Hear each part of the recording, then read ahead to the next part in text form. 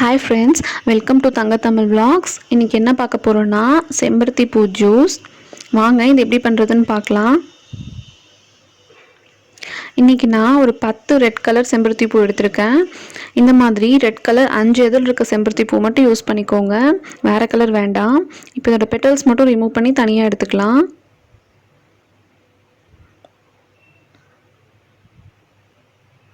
இது கூட ஒரு லெமன் அப்புறம் தேன் எடுத்துர்க்கேன். வாட்டர் நல்லா பாயில் பண்ணி எடுத்துக்கோங்க. நல்ல சூடாக இருக்கணும். பூ சேர்த்த அப்புறம் ஹீட் பண்ண தேவையில்லை. இப்போ இதில் பூ சேர்த்துக்கலாம்.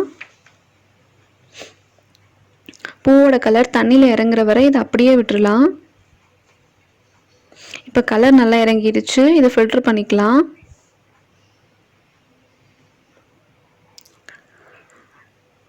இது நல்லா ஆறுனதும் இதில் லெமன் சேர்த்துக்கலாம்.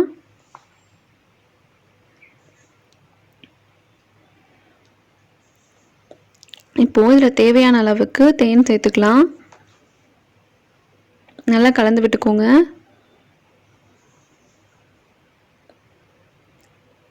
இப்போ இது ரெடி ஆயிடுச்சு. இது நல்ல டேஸ்ட்டாக இருக்கும். ஹைபிஸ்கஸ் ஸ்மெல் இதில் கொஞ்சம் கூட வராது. இது நல்ல ஒரு ரெஃப்ரெஷிங் ட்ரிங்க்.